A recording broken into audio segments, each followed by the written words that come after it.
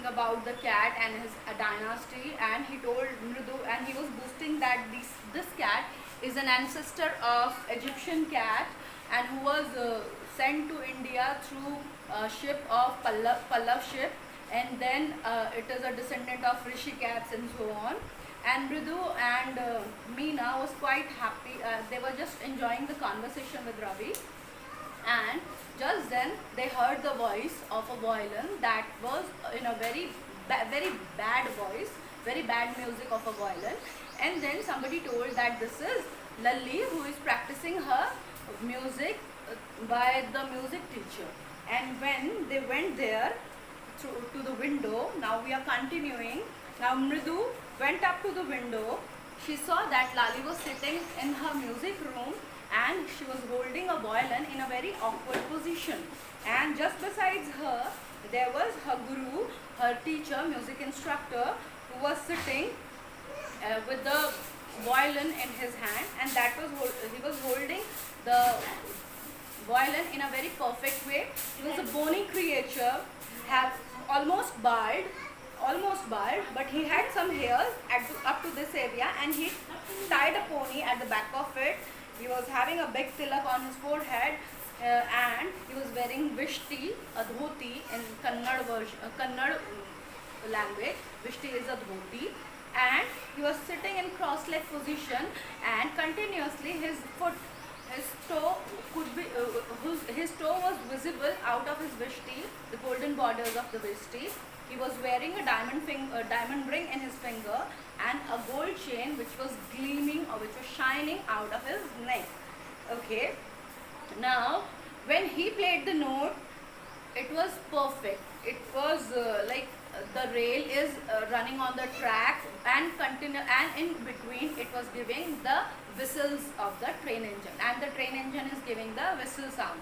But whenever Lalli followed him to practice that, it seemed like the train was derailing. The train had come out of its track, and it made a very bad noise.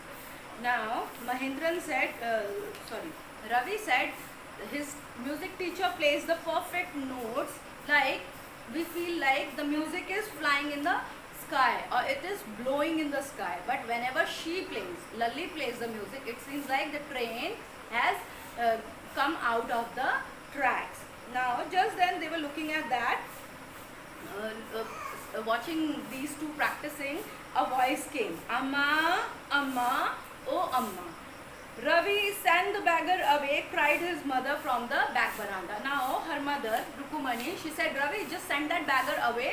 He has made it a habit. He is coming from last week continuously, and tell him to find another house for getting the urns." Now Mridu and Meena followed Ravi out, and the beggar was already in the garden. He was sitting under a neem tree where he laid his upper cloth, the gamcha kind of thing. He laid it on the floor, and he was ready to take a rest, a snooze, means a short sleep. He was trying to take a short sleep, and just then Ravi said, "My mother says go away, find some another home for your urns." Now the beggar opened his eyes, looked at all three of them carefully, and then he said in a very choked voice, in a very sentimental voice, having with all his feelings, and poured out all his feelings, he said, "I am very surprised to see your mother can't say things like this, because from past 1 week, because of their kindness, I have been able to live, otherwise I would have been dead, and they cannot say go away. I'm sure they cannot say this thing." And then he again started saying, "Amma, oh Amma." Now his voice was looking very sad, and when he was saying Amma, oh Amma, we could feel that while for saying Amma, Amma, he had to put a lot of pressure in his voice, and due to that his stomach, which was very empty or thin, it went like पेट पूरा अंदर को चला गया, and it is all the bones of the rib cage could be seen very easily. So now when he said Amma, Amma, his mouth was having a few teeth, and that too were very red because of chewing beetle. And then the voice came of Rukumani. Rukumani said, Ravi, tell him there is nothing in the kitchen and he don't have to come here again. Tell him that. And he when she said that, she felt like everybody felt that she is fed up with the beggar coming at her home again and again. Now Ravi don't have to repeat these words because it could be heard easily, and everyone heard it what Rukumani said. Now the man said, okay, I will go, but let me have a rest here because sun is very bright now and road has become very hot, and while walking on the charcoal road, my foot is having blisters and boils, and then his boils could be seen at the sole of his bare foot. Now Mridu said to Meena, I suppose he don't have chappals, so that's why his foot are having blisters. Now I would have given, do you have any old pair of chappals in your home? Asked Mridu to Meenu. Then Meenu said, see, I don't know, but mine are too small, it won't fit into the beggar's foot. The beggar was shaking out his upper clothes continuously to get some relief, and he raised his, he looked at the road and in a fearful way, and he could feel the heat that he might face while walking on the road again. Now he needs something on his feet, Meena said, her big eyes filling.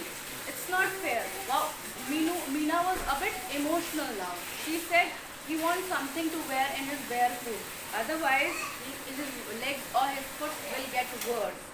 Now, shh, said Ravi. I'm thinking about it, blubbering. It's not fair. It's not fair. He should get some chappals on his feet. And then they went. He said, "Come, let's search for some chappals."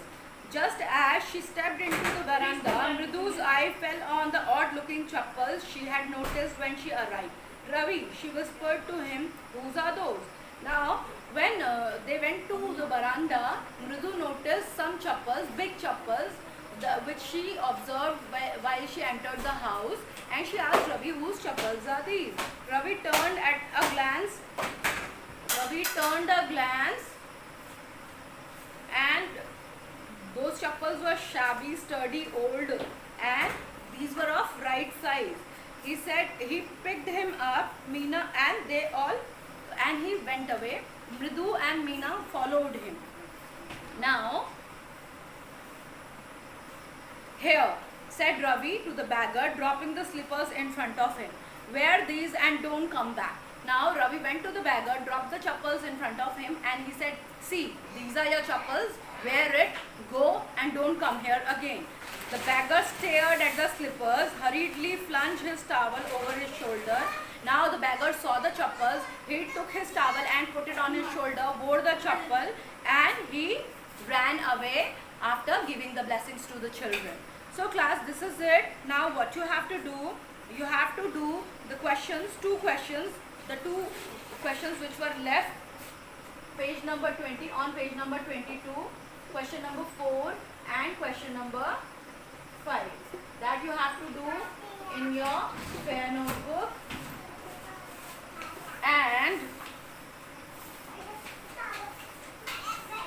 question number 1 and question number 2, page number 28, question number 1 and question number 2 in your fair. That's it for today, and if you have any queries, just call me between 12 p.m. to 1 p.m. on my phone, and please follow the timetable strictly. That's it. Thank you and have a good day.